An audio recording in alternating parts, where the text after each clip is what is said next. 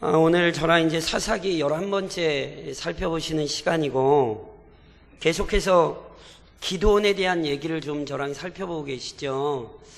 앞선 사사들은 조금 빨리 끝난 면이 있어요. 그렇죠? 온니엘도 제가 많이 언급은 안 했고, 에훗도 1시간, 실은 드보라도 4장 5장 좀 나눠서 하긴 했지만 어찌됐건 금방 끝났는데, 기드온은 얘기가 금방 안 끝나요. 우선은 보셔서 아시겠지만 내용이 많아요. 그런데 그거보다 더 중요한 게 있어요. 앞서 설명드렸듯이 온니엘, 에훗, 드보라 이렇게 이어질 때는 이스라엘 백성의 심각한 상태가 뭘로 드러나냐면 압제를 받는 기간으로 나타났다고 말씀을 드렸어요. 그거에 비해 기드온은 기드온 시대에는 미디안에게 몇 년 고통을 받냐면 7년 고통을 받거든요. 그러니까 기간적으로 보면 막 18년, 20년 이랬는데 7년 그러니까 굉장히 짧은 것처럼 여겨지실 수 있어요.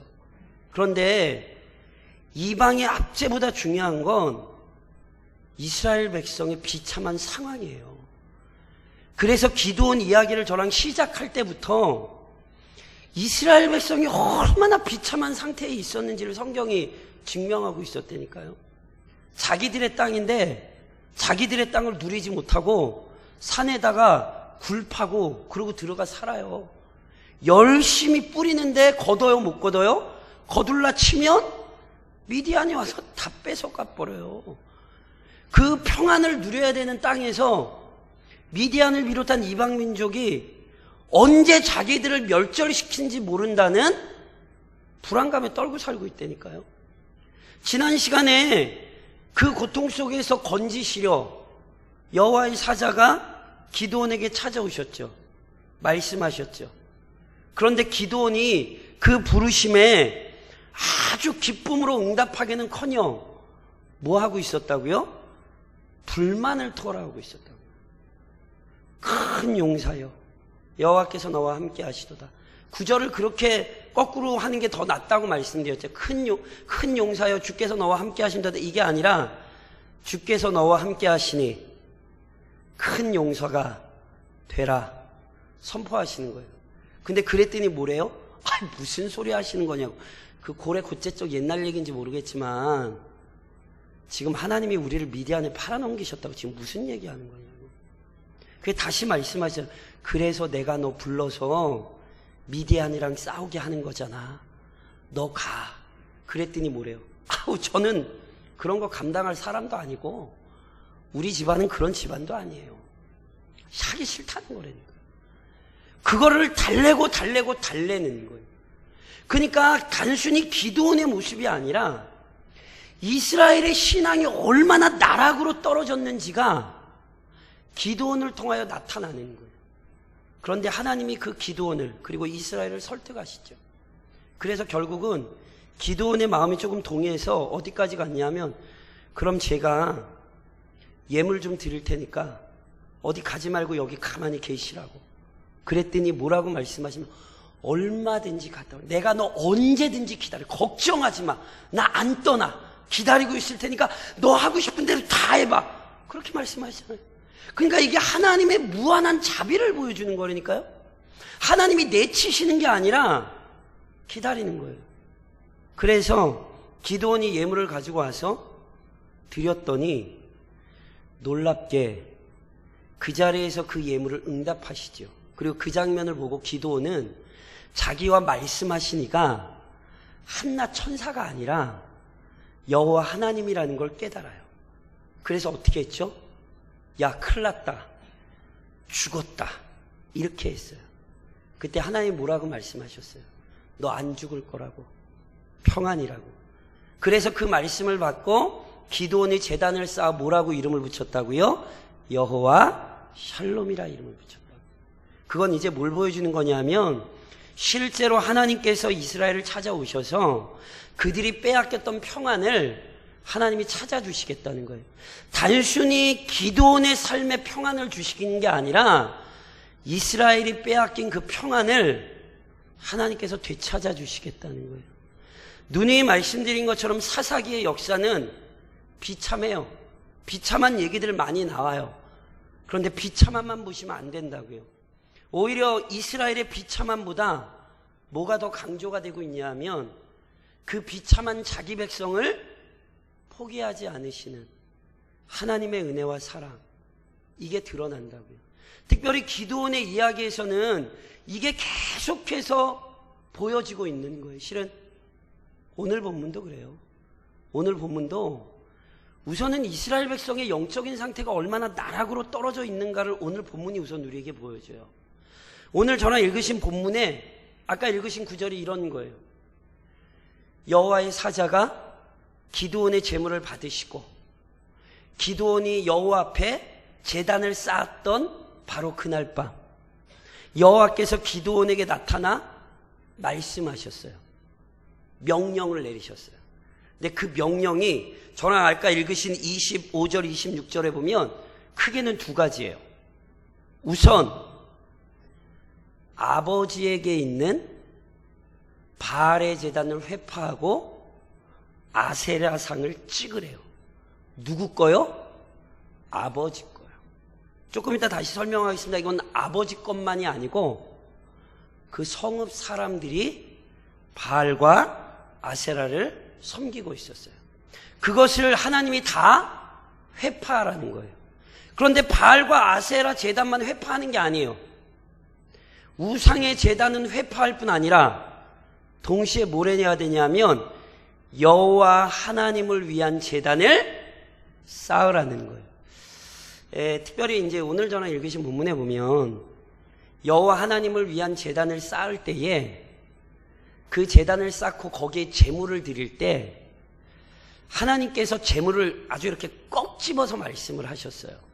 그 제물이 뭐냐 하면 아버지에게 있는 수소, 곧 7년 된 둘째 수소예요. 이 부분에 대해서 학자들의 견해가 좀 분분해요. 저희 성경은 수소가 몇 마리 같으세요? 드린 수소가 몇 마리 같으세요? 무슨 얘기인지 잘 모르시겠어요? 내 아버지에게 있는 수소, 곧 7년 된 둘째 수소, 이러니 수소가 몇 마리 같아요? 한 마리 같이 보이잖아요. 그런데 우리 성경으로는 곧이라고 표현된 이 단어가 또한 이렇게도 번역이 돼요. 그러니까 우선 이게 수소가 한 마리냐 두 마리 가지고도 분분하고, 둘째 수소라고 돼 있잖아요. 둘째 수소? 그럼 둘째 수소는 도대체 무슨 수소인데요? 이거에 대해서도 또 학자들의 견해가 분분해요. 그 중에 하나는 이런 거예요. 소가 여러 마리 있는데 그 중에서 씨바지용으로 사용되는 수소가 있대요. 제일 좋은 소. 왜냐하면 씨를, 종족을 번성케 해야 되니까. 그거 빼고 그 다음 번째 소, 이걸 둘째 수소로 이해하시는 분들이 있어요. 아니면 이 둘째 수소라는 걸 두 마리로 이해하시는 분도 있고, 다르게는 강건한 수소라고 이해하시는 분도 있어요. 그래서 이게 해석이 막, 이 한 구절 가지고 해석이 막 여러 가지가 있어요. 그래서 제가 뭐 이거 다 설명드리기는 너무 난해할 것 같아. 그런데 하나는 중요해요. 7년. 하나님께서 재물을 꼭 집으시되 몇 년 된 거? 7년. 왜 7년이게요? 미디안에게 받은 압제가 7년이에요. 하나님께서 그 7년을 떠올리게 하시는 거예요. 너희가 7년 동안 고통받았지. 내가 너희가 고통받던 7년을 내가 이제 회복시킬 거야. 그래서 7년 된 수소를 잡으라고 한 것으로 보여요. 그러니까 하나님께서 회복을 이렇게 시작하시는 거죠. 그런데요, 아버지에게 있는 바알의 제단을 훼손하는 일이요, 이게 쉬운 일이 아니에요. 우선은요, 제단이 무진장 커요. 당시 고대 사회에 있었던 제단의 터를 이렇게 찾아본 결과 웬만한 바알의 제단이면요, 이 폭이요 한 7, 8m가 됐대요. 그러니 이거를 혼자 그거를 제단을 회파하고 이럴 수가 없어요. 그래서 오늘 본문에 저랑 읽으신 아까 27절에 보시면 기드온이 누굴 데리고 가요? 종 10사람을 데려가죠. 지난 시간에 설명드렸죠. 하나님이 기드온아 네가 나가서 미디안 해결해. 그랬더니 기드온이 뭐래요? 무슨 소리 하세요? 우리 집안은 아주 미약한 집안이에요. 거짓말이었다니까요. 미디안에게 먹을 것을 뺏겨가지고 쫄쫄 굶고 있는데 그 집에 이 밤에 끌어온 종만 몇 사람이에요? 이 밤에 끌어온 종만 10사람이에요. 그러니까 이게 거짓말이었다니까요. 어찌됐건 기드온이 종 10명을 데리고 이 일을 실제로 하긴 해요. 물론 제단을 쌓았던 그 밤에 하나님이 말씀을 하셨는데 그 밤에는 정관사가 있어요. 그러니까 제단을 쌓았던 그 밤에 하나님이 명령하셨어요. 그런데 그 명령을 받은 밤에 기드온이 이것을 곧장 한 것은 아닌 것으로 보여요. 왜냐하면 우선 10사람 종 끌어모으는데도 시간이 걸리고 이게 비밀리에 진행이 돼야 되는 일이기 때문에 그 밤은 아니고 아마 철저히 준비를 해서 밤에 행하니라 할 때 여기는 정관사가 안 쓰여요. 그러니까 아마 이 명령을 받고 철저히 준비를 한 다음에 어찌됐건 이 일을 했던 것으로 보여요. 그런데 이 일은 위험한 일이었어요. 아까 저랑 읽으신 27절에도 보면 그의 아버지의 가문과 그 성읍 사람들을 두려워함으로. 왜 밤에예요? 우선 낮에 하면 바알과 아세라를 섬기는 사람들이 막을 거잖아요. 그렇죠? 그러니 낮에 하기가 힘들죠. 게다가 이건 비밀리에 해야 돼요. 왜요? 잘못하면 죽어요. 그리고 잘못하면 죽어요가 아니라 실제로 죽을 뻔했어요. 그게 28절에 나와요. 저랑 28절로 30절까지 한번 같이 읽어보시겠어요? 28절로 30절까지 보면 기드온이 하나님의 명령을 수행한 다음날 난리가 났어요. 28절로 30절 같이 읽겠습니다. 그 성읍 사람들이 아침에 일찍이 일어나 본즉 바알의 제단이 파괴되었으며 그 곁에 아세라가 찍혔고 새로 쌓은 제단 위에 그 둘째 수소를 드렸는지라. 서로 물어 이르되 이것이 누구의 소행인가 하고 그들이 캐어 물은 후에 이르되 요아스의 아들 기드온이 이를 행하였다 하고 성읍 사람들이 요아스에게 이르되 내 아들을 끌어내라. 그는 당연히 죽을지니 이는 바알의 제단을 파괴하고 그 곁에 아세라를 찍었음이니라 하니. 기드온이 두렵고 떨렸지만 하나님께서 명령하셨기 때문에 했습니까? 안 했습니까? 했지요. 일부러 밤에 했지요. 왜요? 들키면 안 돼요. 근데 그 이유가 있다니까요. 진짜로 아침에 난리가 났어요. 마을 사람들이 모여서 바알의 단이 회파되고 그 옆에 단을 쌓은 거 보니 이거 분명히 하나님께 쌓은 단인 게 티가 나거든요. 그러니까 난리가 난 거예요. 누가 이랬냐? 찾아내요. 10명 중에 누가 한 명이 꼬발랐는지 아니면 다른 사람이 봤는지 어찌됐지 모르겠어요. 기드온이 이 일을 했다는 걸 사람들이 알아요. 그래서 기드온의 아버지 요아스를 찾아와요. 그리고 분명히 뭐라고 얘기해요? 네 아들 끌어내라. 뭐 해야 된다? 죽여야 된다. 기드온이 밤에 한 이유를 아시겠죠? 이건 진짜 위험한 일이었어요. 그래서 기드온은 죽을 뻔 했어요. 특히나 바알의 단이 아버지에게 속했다라고 분명히 되어 있음에도 불구하고 마을 사람들이 흥분한 이유가 있어요. 요아스는 개인적으로 바알의 제단을 섬긴 게 아니에요. 지금 그 성읍의 대표로 바알과 아세라단을 관리하는 사람이었던 것이 분명해요. 그러니 요아스의 집안은 참 웃긴 얘기지만 우상 숭배를 주도하는 집안이었어요. 그래서 사람들이 바알이 회파됐을 때 우선 그 우상을 관리하는 요아스에게 책망하는 것이고 그것을 훼손했으니 네 아들 끌어내 죽여야 마땅해 이렇게 얘기가 되는 거예요. 그런데 고대 사회에서 어떤 신전을 관리한다는 건 이거 능력 있는 사람들이나 하는 거거든요. 실제로 요아스가 굉장한 능력이 있었어요. 그것을 그 다음 본문에서 우리가 보게 돼요. 30절로 31절을 같이 한번 읽으시겠어요? 30절로 31절. 이 사건이 이렇게 끝나요. 같이 읽겠습니다. 요아스가 자기를 둘러선 모든 자에게 이르되 너희가 바알을 위하여 다투느냐? 너희가 바알을 구원하겠느냐? 그를 위하여 다투는 자는 아침까지 죽임을 당하리라. 바알이 과연 신일진데 그의 제단을 파괴하였은즉 그가 자신을 위해 다툴 것이니라 하니라. 그날에 기드온을 여룻바알이라 불렀으니 이는 그가 바알의 제단을 파괴하였으므로 바알이 그와 더불어 다툴 것이라 함이었더라. 사람들이 와서 얘기하죠. 야, 네 아들 끌어내. 바알의 제단을 훼손했어. 죽여야 돼. 마땅하잖아. 그때 요아스가 뭐라고 얘기하는지 아시겠어요?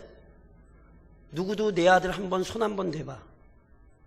니네 내가 가만히 안 놔둬. 그러니까 이 말 한마디에 마을 사람들이 기드온을 건드립니까? 못 건드립니까? 못 건드리죠. 이게 뭘 보여주냐면 지금 요아스가 그 성읍에서 굉장한 권위를 가진 사람인 걸 보여주는 거예요. 막 흥분해서 죽여야 돼. 그리고 몰려왔다가 요아스가 한번 죽여봐. 내가 어떻게 하나 보자. 라고 하니까 모두 다 꼬리를 내리고 사라지는 거예요. 감사하죠? 아멘 하시면 안 돼요. 제 미리 감사하고 기적적인 사건이죠? 이게 굉장한 지금 비참한 장면이라는 사실을 이해를 하셔야 된다고요. 이게 지금 뭘 보여주는지를 이해하셔야 돼요. 오늘 본문은 우선 아까 이미 말씀드렸듯이 이게 기간 7년 고통받는 게 중요한 게 아니에요. 이스라엘의 신앙이 얼마나 지금 바닥을 치고 있는가를 성경이 지금 우리에게 이 장면들을 통해 설명을 하는 거라고요. 우선 이런 거예요. 자, 앞서 저랑 여호수아를 하실 때도 제가 많이 얘기했고 많이 얘기했죠. 이스라엘 백성들이요, 약속의 땅 가나안에 들어오잖아요. 그럼 이스라엘 백성들이 아주 중요하게 해야 되는 게 있어요. 그것을 이미 가나안 땅에 들어오기도 전에 신명기 12장에서 모세가 이렇게 얘기해요. 내 조상의 하나님 여호와께서 내게 주셔서 차지하게 하신 땅에서 너희가 평생에 지켜 행할 규례와 법도는 이러하니라. 가나안 땅에 들어가면 평생 지켜야 될 법도가 있어요. 그게 뭔지 아세요? 너희가 쫓아낼 민족들이 그들의 신들을 섬기는 곳은 높은 산이든지 작은 산이든지 푸른 나무 아래든지 막론하고 그 모든 것을 너희가 마땅히 파멸하며 그 제단을 헐며 주상을 깨트리며 아세라 상을 불살고 또 그 조각한 신상들을 찍어 그 이름을 그곳에서 멸하라. 가나안 땅을 얻기 전에 신명기가 어떤 성경인지 제가 말씀을 드렸죠. 율법을 다시 설명하는 거예요. 왜요? 가나안 땅을 얻어서 제일 중요한 건 뭐냐 하면 율법에 대한 순종이에요. 그래서 율법을 다시 설명하는 거예요. 뭐 하기 전에? 가나안 땅 들어가기 전에. 그러면서 모세가 뭐라고 얘기했어요? 너희가 평생 할 일이 있어. 너희가 그 땅 들어가면 그 가나안 사람들이 섬기던 바알의 제단 다 어떻게 하라고요? 회파하고 아세라상 뭐 하라고요? 다 찍어버리라고요. 이걸 어떻게 하라고요? 평생 하라 그랬어요. 근데 오늘 본문이 뭘 보여줘요? 바알과 아세라상을 회파했나요? 회파하긴 뭘 회파를 해요. 오히려 그걸 뭐 하고 있어요? 섬기고 있잖아요. 기드온의 행동이 잘한 것입니까? 못한 것입니까? 엄청 잘한 겁니까? 조금 잘한 겁니까? 엄청나게 기드온은 신명기의 말씀대로 한 거예요. 기드온은 율법대로 한 거예요. 그러니까 기드온은 칭찬받아야 돼요? 아니면 책망받아야 돼요? 엄청 칭찬받아야 돼요. 그런데 어느 한 사람? 칭찬하는 사람이 없어요. 오히려 뭐 하겠다요? 다 죽여버리겠대요. 진짜 재밌는 건 기드온이 그걸 알아요. 그래서 몰래 해야 돼요. 이게 얼마나 웃긴 일인가를 보셔야 된다니까요. 심지어 이스라엘 백성들이 바알과 아세라를 대변하고 있어요. 바알이 당했으니 우리가 참을 수 없다. 아세라가 찍혔으니 우리가 가만히 있으면 안 된다. 우리가 그 우상을 위하여 싸워야 된다는 거예요. 이게 얼마나 웃긴 얘기예요. 이스라엘 백성들은 원래 누구의 백성이냐 하면 하나님의 백성이에요. 그래서 가나안 땅에 들어가면 이스라엘 백성들은 뭘 보여야 되냐 하면 하나님이 얼마나 영광스러우신 분인지, 하나님이 얼마나 능력 많으신 분인지. 이스라엘 백성을 보면 뭐가 드러나야 되냐면 하나님이 드러나고 하나님이 나타나야 되잖아요. 그렇죠? 이스라엘은 철저히 하나님의 영광을 나타내기 위해 가나안 땅에 들어왔어요.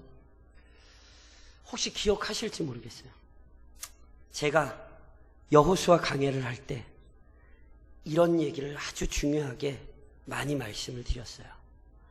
하나님께서 아브라함에게 두 가지 약속하셨죠? 뭐와 뭐?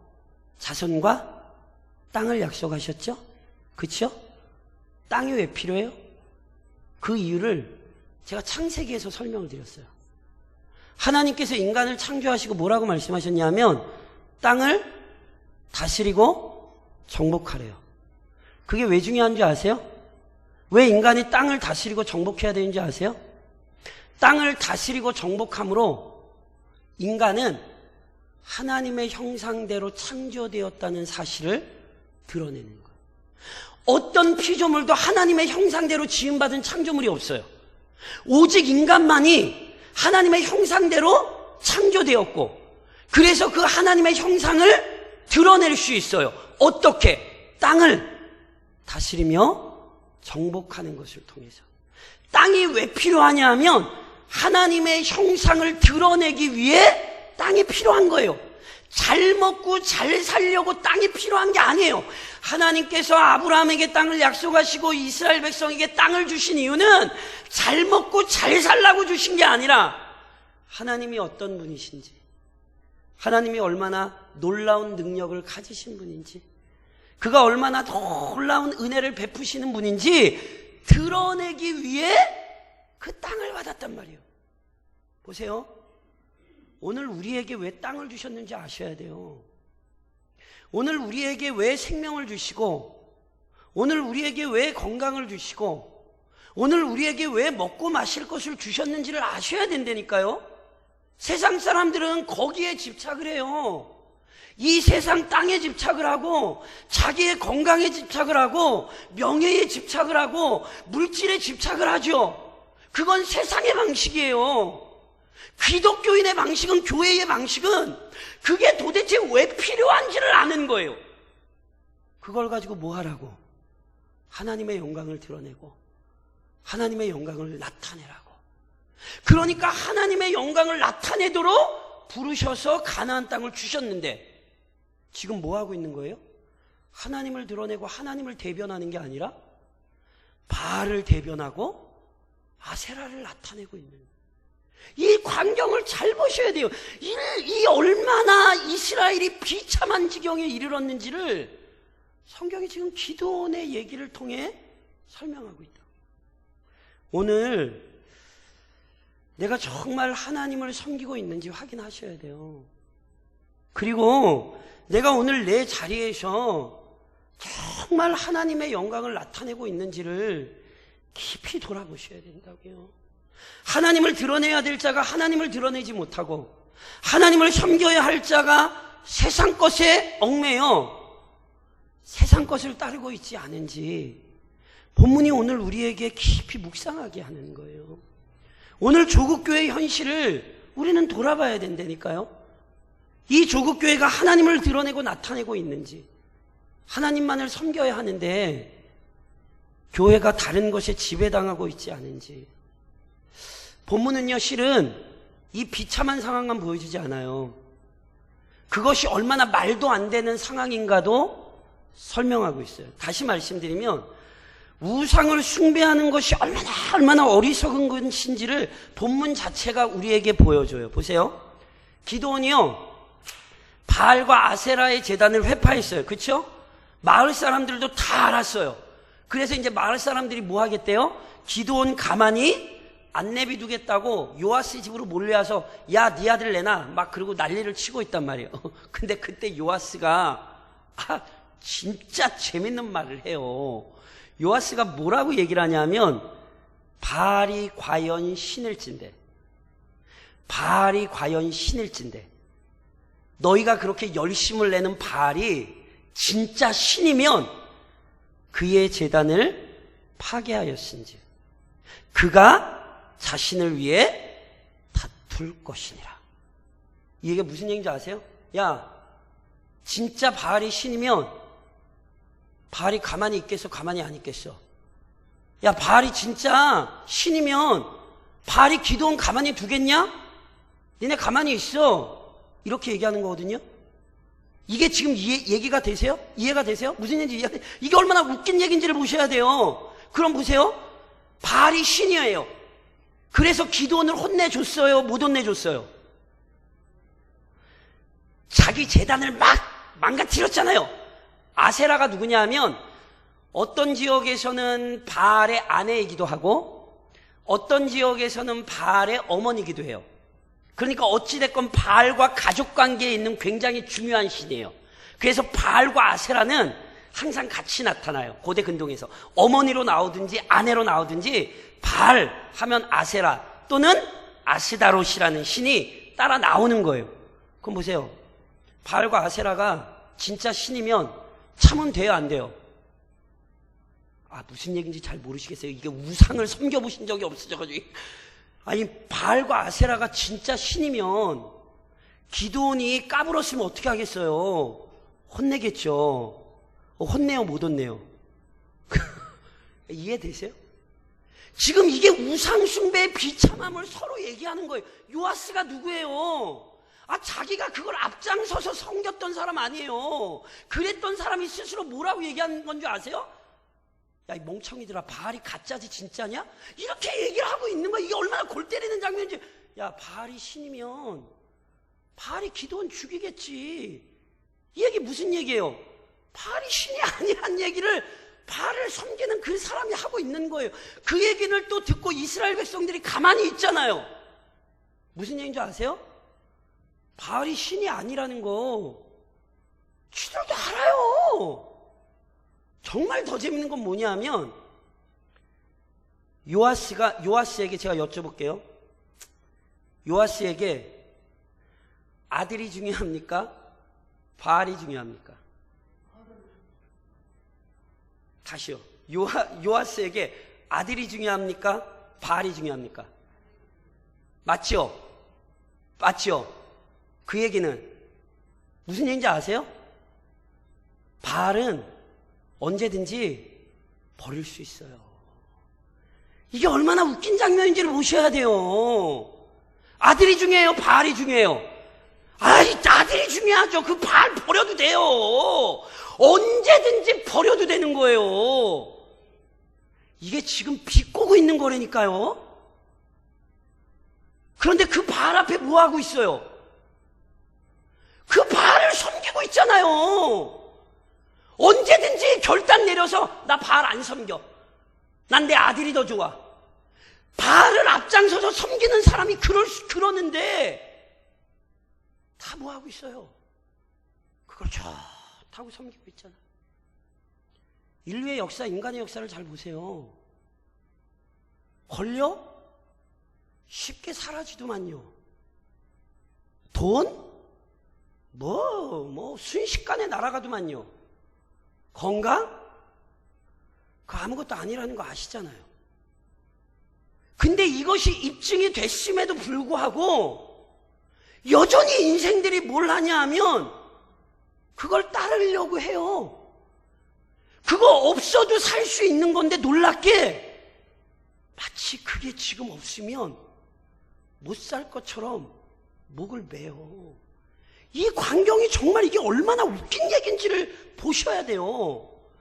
바알을 앞장서서 섬기는 자가 바알을 버려요. 바알이 아무것도 못한다라고 생각하고 있는 사람들이 바알을 위해서 싸우고 있어요. 이게 우상숭배의 어리석음이며 비참함이라는 사실을 기억하셔야 돼요. 뒤집으면 무슨 얘기하는지 아세요? 바알은 의지할 게 못 되죠. 그런데 우리 하나님은 의지해야 사는 거예요. 하나님 외에 우리가 의지할 분은 없어요. 하나님은 우리가 마음대로 선택하는 분이 아니에요. 우리가 하나님을 선택하는 게 아니라, 그리고 우리가 마음 안 내키면 하나님 막 버리고 그럴 수 있는 분이 아니라, 하나님이 우리를 부르셔서 그의 자녀로 삼아주시고 우리를 책임지시고 인도하시는 분이죠. 한낱 우상과는 절대 비교가 될 수 없는 영광스러운 하나님. 오늘 본문은 우리에게 그걸 깨닫게 하는 거예요. 너희가 그토록 바알과 아세라에게 목을 매고 있는데 그게 얼마나 허망한 존재인지 너희가 알잖아. 성경은 이렇게 얘기를 하는 거예요. 바알 때문에 흥분하고 있는 이스라엘의 모습을 보여주면서 바알을 누구보다 앞장서서 섬기던 요아스가 한순간에 나 바알 안 섬겨 이러고 버려버리는 모습 속에서 참 지금도 우상을 따라가는 인생들이 얼마나 어리석고 미련한 것인지를 성경이 우리에게 가르치는 거죠. 그러니 오늘 본문 속에 다시 한번 우리의 삶을 잘 정리하셔야 돼요. 우리가 이런 비참함에 떨어지면 안 된다고요. 하나님을 섬겨야 될 자가 자꾸 다른 데 기웃기웃하고 믿지도 못하고 의지하지도 못할 것에 전전긍긍하고 그러고 사시지 마시라고요.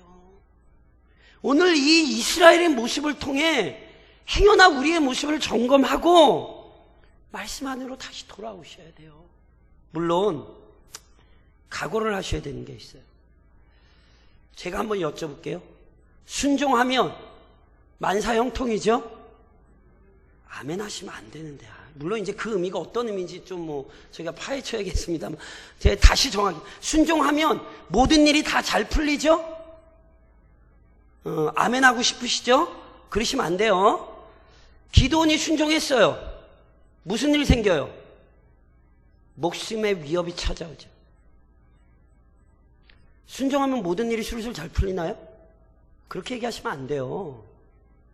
오늘 성경은 우리에게 하나님께 순종하는 일이 얼마나 위험한 일인지를 보여줘요.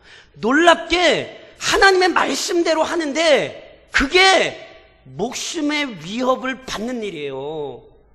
그러면 목사님, 목숨 위협 받았는데 살았잖아. 기도는 살았을 수 있어요. 그런데 기독교 역사상 순종해서 죽은 사람 많다는 거 아시잖아요. 대표적으로 누가? 예수님이. 예수님의 죽음은 순종의 자리였어요. 기독교의 역사는 순교의 역사였어요. 예수 잘 믿었더니 건강하게 오래 살더라. 자꾸 이렇게 가져가시지 마시라니까요. 그러면 예수 잘 믿는데 몸 아픈 사람들은 도대체 뭐예요? 예수 잘 믿는데 가정에 큰 풍파가 떠나지 않는 집안들은 뭐냐고요? 그럼 그 사람들은 예수 안 믿는 거예요? 그렇게 얘기하시면 안 돼요. 오히려 순종에는 때론 말할 수 없는 고난과 어려움이 찾아와요. 물론 놀라운 보호하심도 경험을 해요. 순종할 때. 누가 그랬는지 아세요? 기드온이 그랬어요. 기드온이 제일 무서웠던 사람이 누군지 아세요? 아빠예요. 왜요? 아빠가 대빵이에요. 그래서 아버지의 가문이라고 정확히 표현했어요. 아버지와 그의 식구들이 제일 두려웠어요. 근데 놀랍게 그 아버지의 마음을 순식간에 누가 바꾸세요? 하나님이 바꾸시죠. 요아스는 신앙이 있다기보다는 실은 자기 아들을 보호하려고 했음이 분명해 보여요. 그러나 어찌됐건 하나님께서 순종할 때에 진짜 상상하지도 못했던 도우심을 경험하게도 하시는 거예요. 그런데 그거보다 중요한 게 있어요. 순종은 이득을 노리게 하지 마세요. 내가 지금 이렇게 순종하면 나중에 잘 될 거야. 이러시지 마세요. 나중에 잘 되는 건 하늘에 가서요. 순종은 왜 해야 되냐면 하나님의 뜻이니까 하셔야 되는 거예요. 이거 하면 다음번에 잘 될 거야. 이렇게 순종하지 마세요. 이것은 온전한 순종 아니에요. 우리가 순종하는 이유는 그것이 하나님의 말씀이고 하나님이 원하시니까 위험해져도 고통스러워도 순종하는 거지. 내가 이거 이렇게 순종하면 다음번에 하나님이 이걸로 갚아주실 거야. 그렇게 순종하지 마시라고요. 진짜 영원한 건 어디에서 누리는 거라고요? 하늘에서 누리는 거예요. 어차피 의지하지도 못하고 어차피 도움이 되지도 못하는 것으로 받을 생각하지 마세요. 단지 하나님의 뜻이니까. 그래서 나는 순종한다. 그 믿음을 가지고 계셔야 돼요. 그리고 더 나아가서 저를 좀 한번 따라 하시겠어요? 이름 뭐요? 이름이 뭐세요? 제가 갑자기 이래서 기드온이 이 사건 때문에 이름을 얻어요. 여룻바알이래요. 바알과 다투는 자래요. 당시 사람들은 바알을 섬기는 사람들이었어요. 그런데 기드온은 어떤 사람이 돼요? 바알과 다투는 사람이 돼요. 이 세상의 신은 배고요. 이 세상 사람들은 정욕을 따라가요. 그런데 우리에겐 이름이 생겼어요. 그 이름이 뭐죠? 이렇게 물어보니까 잘 모르시겠죠? 그리스도인이라는 이름이 생겼어요. 그리스도인이라는 이름의 뜻은 그리스도를 따르는 사람들 또는 그리스도께 속한 사람들이라는 뜻이에요. 우리는 이 땅에서 그 이름을 얻은 자들이에요. 그래서 기드온이 바알과 다투고 그래서 미디안과 싸우잖아요. 그러니 보세요. 그리스도를 따르는 삶을 입증해 내셔야 된다고요. 바알과 다투는 삶을 보였던 것처럼 그리스도를 따라 사는 삶이 어떤 것인지 이 세상에 드러내셔야 된다고요. 제가 항상 말씀드리죠. 교회가 제일 무서운 게 뭐냐면 동네가 그 교회를 어떻게 생각하는 거예요. 이런 거죠. 11월 24일에 우리 교회 전도하는 날이 있는데 우리 교회 좀 한번 와봐. 이렇게 얘기할 때 이 마을 사람들이 뭐라고 우리 교회를 얘기할까? 굉장히 중요합니다. 왜요? 지난 60여 년의 우리의 모습을 평가받는 것이기 때문에. 야, 그 교회 사람들이 이상하던데? 야, 그 교회 사람들이 우리랑 똑같던데? 이건 이름을 지키지 못한 거예요. 아, 맞아. 거기 가니까 사람이 바뀌더라. 그 교회 사람들은 사는 게 다르더라. 그 교회 사람들은 얘기하는 게 다르더라. 이거 못하면 교회는 존재 목적을 상실하는 거예요. 그래서 항상 지역 전도가 제일 무서워요. 왠지 아세요? 앞에서는 웃으면서 차 한 잔 받고 지나갈 수 있지만 뒤에서는 욕할 수 있거든요. 고민하셔야 돼요. 우리가 우리의 이름을 지키고 있는가? 그리스도인이라는 이름을 얻은 자들로서 이 이름을 지키고 있는가? 그리고 이 싸움을 하셔야 합니다.